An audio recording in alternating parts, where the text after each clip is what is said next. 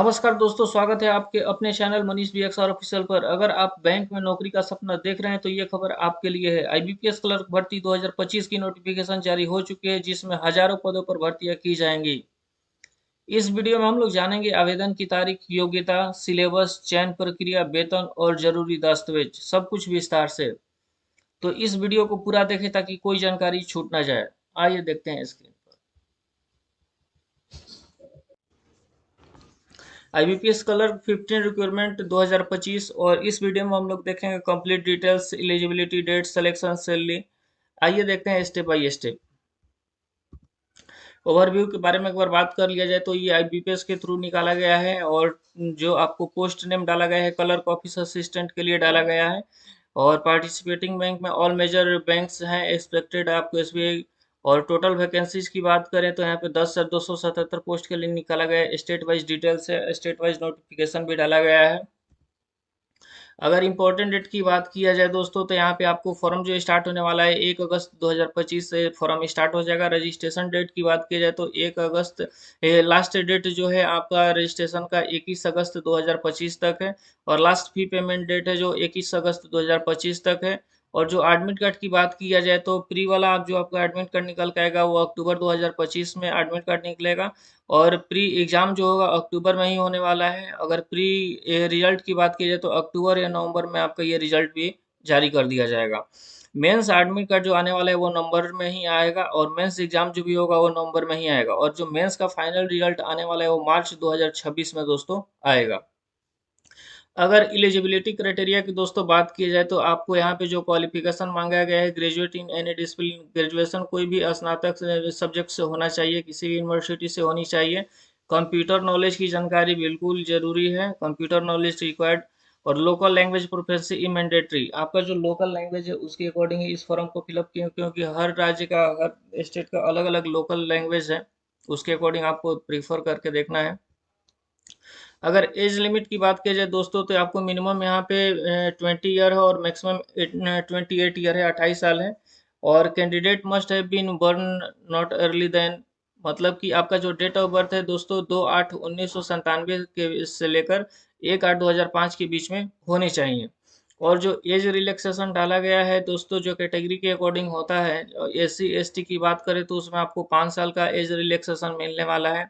Other backward classes OBC की अगर बात की जाए तो यहाँ पे दोस्तों 3 साल का आपको एज रिलैक्सेशन मिलने वाला है।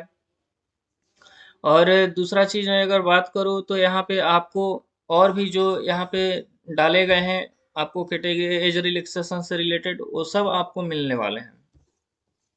अगर पार्टिसिपेटिंग बैंक की बात करें दोस्तों तो यहाँ पे आपको बैंक ऑफ बड़ौदा है, बैंक ऑफ इंडिया है, केनरा बैंक है, पंजाब नेशनल बैंक है, यूनियन बैंक है, इंडियन बैंक है, बैंक ऑफ महाराष्ट्र है, सेंट्रल बैंक ऑफ इंडिया है, इंडियन ओवरसीज है, यूको बैंक है, पंजाब एंड सिंध है।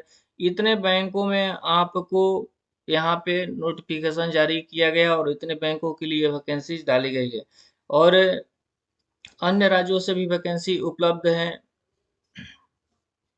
इन बैंकों में पोस्टिंग हो सकती है आपको, जितने आपको पार्टिसिपेटिंग बैंक है जो क्वालिफाई कीजिएगा तो इतने बैंकों में आपकी पोस्टिंग हो सकती है।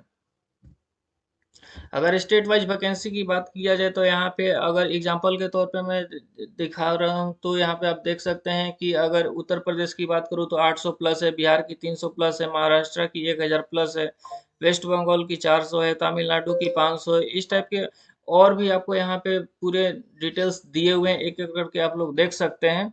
तो टोटल अगर यहाँ पे देखिएगा तो 10,277 पोस्ट के लिए वैकेंसी निकाली गई है। अगर एप्लीकेशन प्रोसेस की बात किया जाए दोस्तों तो यहाँ पे आपका जो भी आवेदन होगा सिर्फ ऑनलाइन के माध्यम से ही होगा।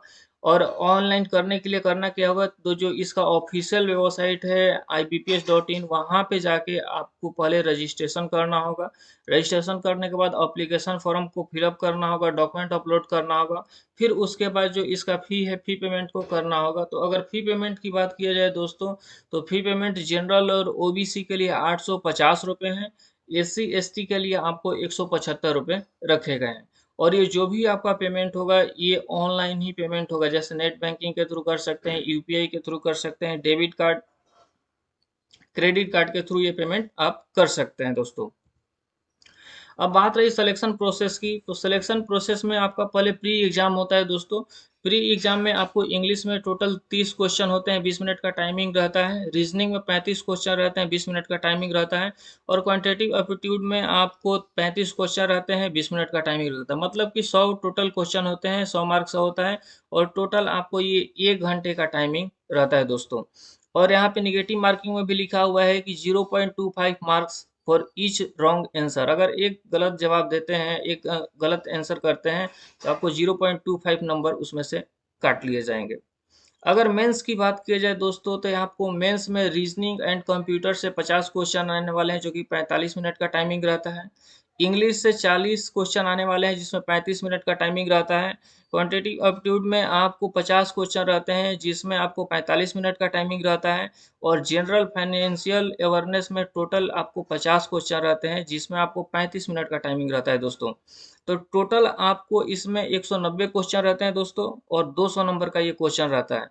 और टाइमिंग की बात करूँ, तो यहाँ पे आपको 2 घंटे 40 मिनट का पूरा टाइमिंग दिया जाता है।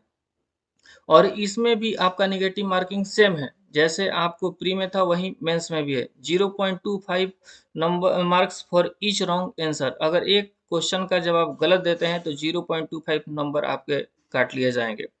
एक चीज़ ध्यान देना होगा कि जो फाइनल सिलेक्शन होने वाला है आपका, मेंस एग्जाम के अकॉर्डिंग ही फाइनल सिलेक्शन होने वाला है। तो फाइनल सिलेक्शन के लिए मेंस परफॉर्मेंस को बेटर करना होगा, मेंस एग्जाम को बेटर करना होगा।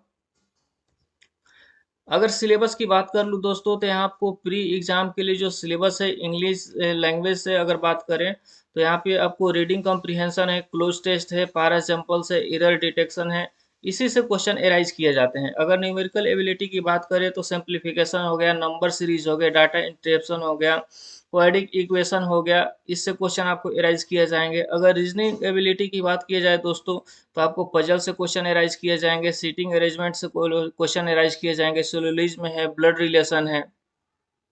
अगर दोस्तों मेंस एग्जाम की बात, मेंस सिलेबस की बात करें, तो यहाँ पे आपको जनरल फाइनेंशियल अवेयरनेस से, जैसे करंट अफेयर से क्वेश्चन आएंगे, बैंकिंग अवेयरनेस से, फाइनेंशियल न्यूज से। अगर जनरल इंग्लिश की बात की जाए दोस्तों, तो रीडिंग कम्प्रिहेंशन हो गए, सेंटेंस इंप्रूवमेंट हो गए, पारा कंप्लीशन हो गए। अगर रीजनिंग एबिलिटी से बात करें दोस्तों, तो ये कंप्यूटर एप्टीट्यूड से तो लोकल रीजनिंग हो गए, डाटा सफिशिएंसी हो गए, बेसिक कंप्यूटर नॉलेज हो गए।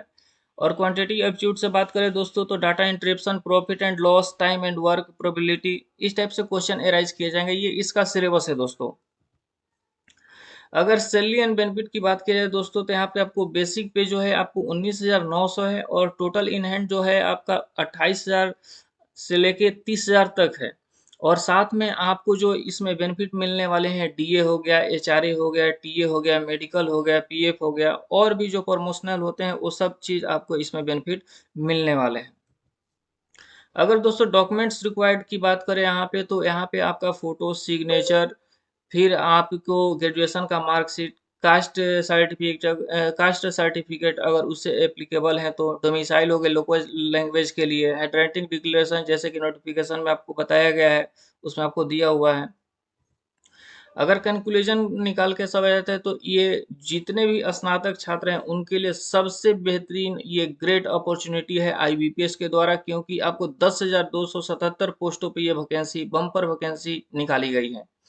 प्रिपरेशन बिल्कुल स्टार्ट कर दें, और फॉर्म को जो है 21 अगस्त से पहले आप लोग बिल्कुल भर लें। तो दोस्तों ये थी पूरी जानकारी आईबीपीएस क्लर्क भर्ती 2025 के बारे में। अगर आप बैंकिंग सेक्टर में करियर बनाना चाहते हैं, ये तो एक शानदार मौका है। आज ही तैयारी शुरू करें, फॉर्म भरना ना भूलें। वीडियो पसंद आए हो तो लाइक करें, दोस्तों के साथ शेयर करें, और चैनल को सब्सक्राइब जरूर करें। कोई सवाल हो तो नीचे कमेंट में करें, मैं जवाब उसका जरूर दूंगा। जय हिंद दोस्तों।